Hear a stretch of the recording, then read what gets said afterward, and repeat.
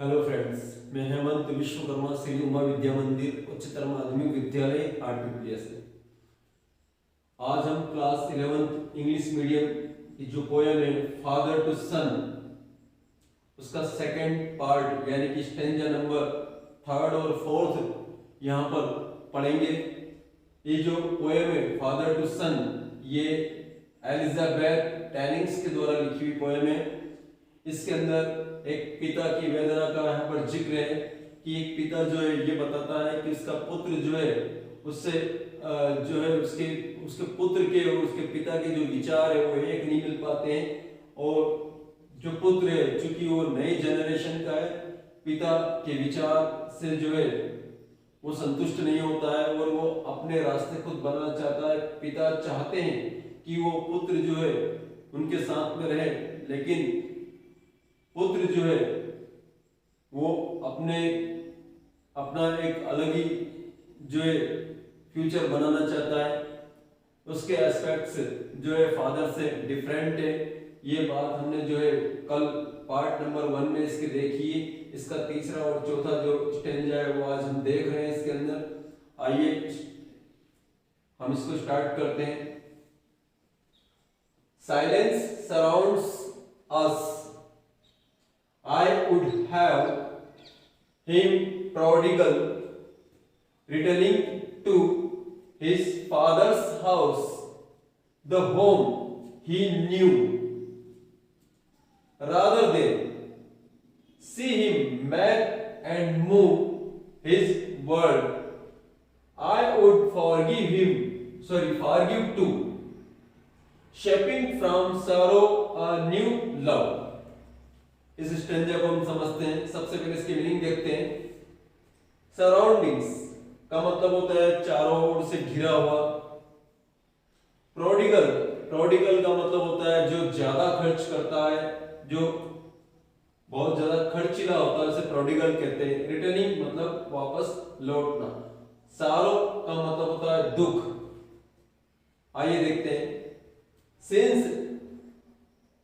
Silence surroundings us, I would have him prodigal returning to his father's house.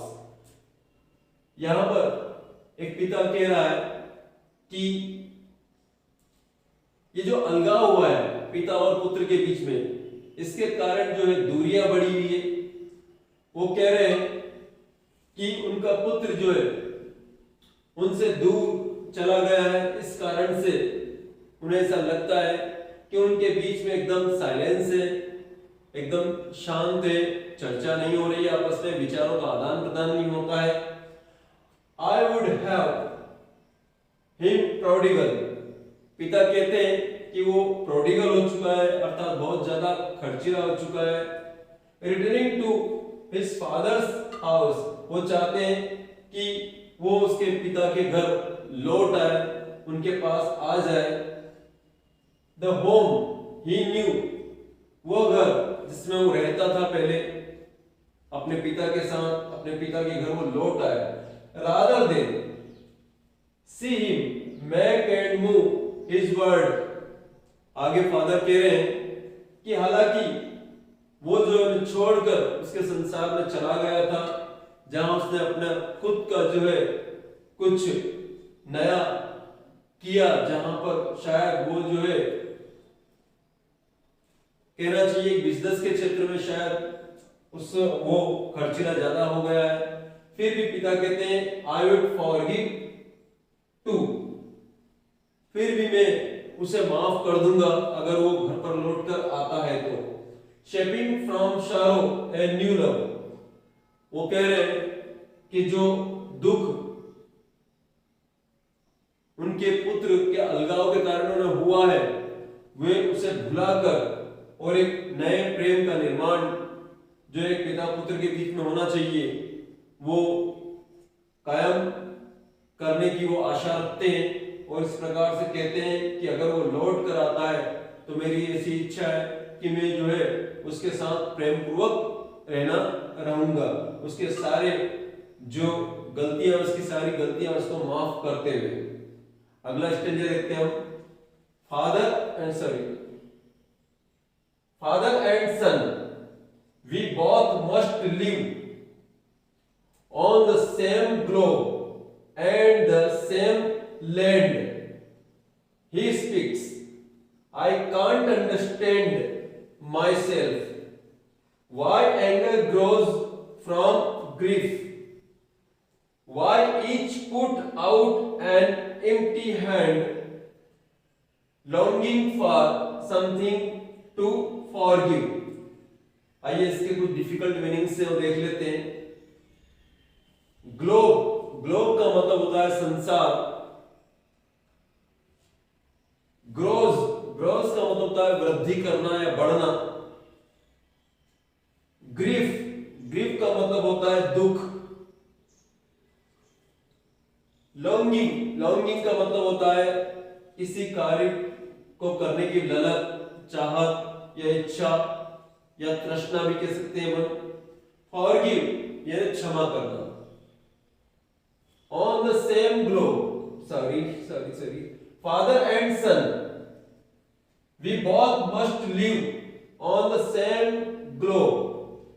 या पिता कह रहे हैं कि पिता और पुत्र दोनों को ही एक ही ग्लोब पर रहना है, एक ही जगह पर रहना है। ग्लोब का मतलब होता है धरती, वैसे संसार को कहते हैं, पर यहाँ पर इसका आशय है कि एक ही जगह रहना है। एंड सेम लैंड, और एक ही भूमि के बारे में बता रहा हूं, एक ही जगह उन्हें जो है रहना है। He speaks, ऐसा उनका यह मानना है। I can't understand myself, वे कहते हैं कि मैं समझ नहीं सकता, अपने आप को समझ नहीं पा रहे हो। Why anger grows from grief, कि जो दुख होता है उससे गुस्सा जो आता है वो क्यों बढ़ता है, दुख जो है गुस्से का कारण क्यों बनता है। अब यहाँ ऐसा इसलिए कहा गया है कि जो पिता है उनका पुत्र जो है उन्हें छोड़कर चला गया है, उससे उन्हें बड़ा दुख हुआ है, और इस दुख के कारण उनके अंदर जो है एक गुस्सा जो है अपने पिता, अपने पुत्र के प्रति वो भी पनप रहा है। तो कह रहे हैं कि मैं समझ नहीं सकता कि दुख जो होता है वो गुस्से का कारण क्यों बनता है। Why each put out an empty hand, क्यों यहाँ पर दोनों के हाथ इस प्रकार से खाली रखे हुए हैं कि ना उसे कुछ मिल पा रहा है ना मुझे कुछ मिल पा रहा है, अर्थात दोनों को दुख के अलावा कुछ भी हासिल नहीं होता है। longing for something to forgive, और इस प्रकार से, इस लालसा से, इस तृष्णा से वो कह रहे हैं कि मैं सब कुछ भुलाकर और उसे अपना लूंगा, उसके साथ प्रेम पूर्वक रहूंगा। और यह कहा भी है कि एक नए प्रेम को उसके साथ कायम करने की वो बात जो है पिता करते हैं। इस प्रकार से यहाँ पर एक पिता की व्यथा को, जो उनका पुत्र उसे छोड़कर चला गया है, इस पोएम के अंदर जो है दर्शाया गया है। इस प्रकार से चारों पार्ट इसके पोएम के अंदर दो भाग में पढ़े हैं। आई होप आपको समझ में आया होंगे। धन्यवाद।